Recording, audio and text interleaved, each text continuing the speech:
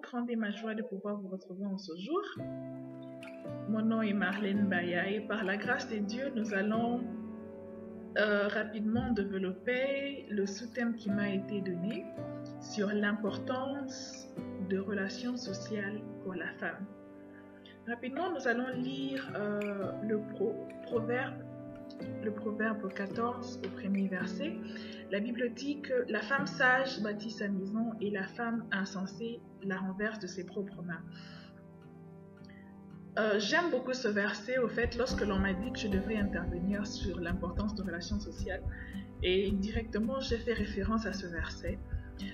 La maison dont nous parle ce verset, au fait, n'est vraiment pas un bâtiment.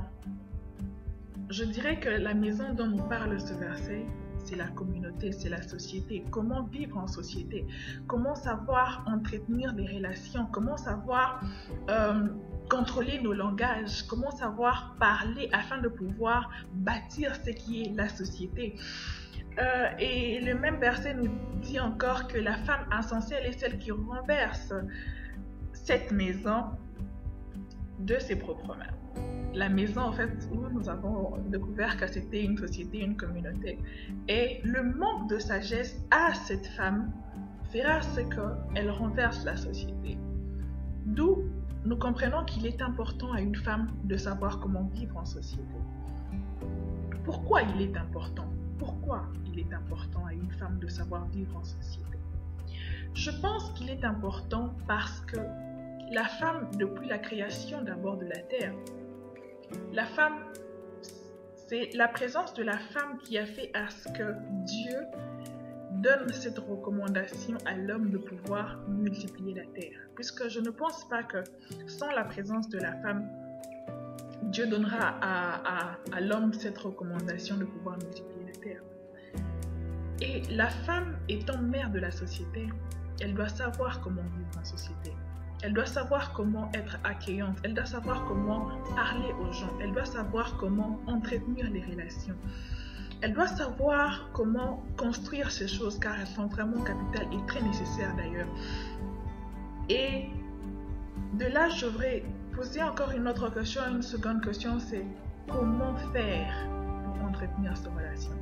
Et de là, j'aimerais dire que la seule clé au fait, pas la seule clé au fait, quelques clés, au fait, j'aimerais donner quelques clés pour savoir entretenir le comment pour entretenir les relations. D'abord, premièrement, c'est être une personne gentille, une personne bien, être cette bonne personne, être une personne accueillante, être une personne souriante, être une personne qui sait comment recevoir les gens. Vous savez, dans la vie, l'on n'aura toujours pas à faire connaissance aux bonnes personnes. Il y aura aussi des mauvaises personnes. Mais lorsque nous sommes des bonnes personnes, nous serons simplement des bénédictions en fait pour ces personnes qui nous entourent. Et de là, j'aimerais dire quelque chose qui est vraiment important. Que ne cherchons toujours pas à être entourés des bonnes personnes. Mais cherchons aussi à être des bonnes personnes pour ceux qui nous entourent. Et en plus de cela, j'aimerais dire encore ajouter, toujours dans le comment, et aussi il faudrait surpasser nos caprices, surpasser nos sentiments. Deux fois, l'on s'est dit, je suis tellement bien que je pense que les gens en prennent pour une légèreté maintenant. Oui, c'est vrai, il y a certaines personnes qui interprètent très mal les comportements de gens. Mais moi, je pense que pour une femme, il est toujours important qu'une femme soit bien de caractère, une femme soit généreuse, une femme soit miséricordieuse. Je pense que ces choses sont vraiment importantes. Et aussi, apprendre à accepter les autres. Accepter les autres. Comme je venais de le dire, que sur le chemin de la vie, on rencontrera toujours pas ces personnes gentilles, l'on rencontrera aussi des mauvaises personnes. Mais lorsque nous sommes ces bonnes personnes, nous serons des bénédictions même pour ces mauvaises personnes. Et aussi, la prochaine question, c'est de savoir quand apprendre. Quand au fait l'âge idéal pour apprendre ces choses, comment vivre en société.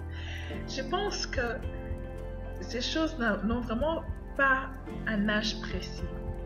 N'ont vraiment pas un âge précis. Car du jour au lendemain, on apprend. Et ces choses, pour dire, cela commence dès notre bas âge. Ce que nos parents nous enseignent. Ce que nos parents nous ont toujours dit. Comment vivre avec les gens. Comment être gentil. Comment saluer même les gens.